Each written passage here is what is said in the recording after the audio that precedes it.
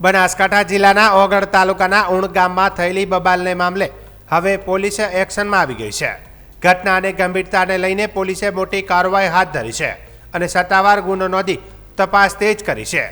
પોલીસના સૂત્રોના જણાવ્યા અનુસાર આ કેસમાં 15થી વધુ ચૌધરી સમાજના વ્યક્તિઓના નામજોગ સાથે આશરે 800થી વધુ લોકોના ટોળા સામે ફરિયાદ નોંધાવવામાં આવી છે। આ ફરિયાદમાં સમાજના કેટલાક આગેવાનોના નામ પણ સામેલ હોવાની ચર્ચા છે, જેને પગલે વિસ્તારમાં ચકચાર મચી ગઈ છે। ઉલ્લેખનીય છે કે ગઈકાલે ઉણ ગામમાં મોટા ટોળા ઘસી આવી બાન જેવી પરિસ્થિતિ ઊભી કરી હતી, જેના કારણે ગામમાં ભારે તણાવ ફેલાયો હતો। પોલીસ ફરિયાદ નોંધાયા બાદ ટોળામાં સામેલ કેટલાક આગેવાનો ભૂગર્ભમાં ઉતરી ગયા હોવાનું પણ જાણવા મળી રહ્યું છે।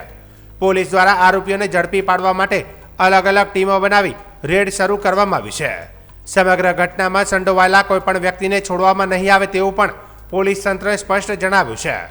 આ વચ્ચે ઘટનાની વૈજ્ઞાનિક તપાસ માટે એફએસએલની ટીમને પણ ઘટના સ્થળ પર બોલાવવામાં આવી છે।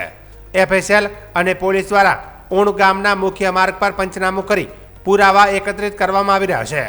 હુમલા દરમિયાન થયેલી તોડફોડ અને ઉપયોગમાં લેવાયેલી લાકડીઓ સહિતની સામગ્રી કબજે કરવામાં આવી છે। હાલ ઉણ ગામમાં પોલીસનો કડક બંદોબસ્ત ગોઠવાયો છે। પરિસ્થિતિ કાબૂમાં હોવા છતાં લોકોમાં હજુ પણ રોષ જોવા મળી રહ્યો છે। તંત્ર દ્વારા શાંતિ જાળવી રાખવાની અપીલ કરવામાં આવી છે અને અફવાઓથી દૂર રહેવા સૂચના આપવામાં આવી છે। કઈ રીતની કામગીરી ચાલે પંચનામું કરવાની? આ જે ગુનો દાખલ થયેલ છે એ ગુનાના કામે બિલકુલ સાયન્ટિફિક તપાસના ભાગરૂપે એફએસએલની મદદ લેવામાં આવેલ છે।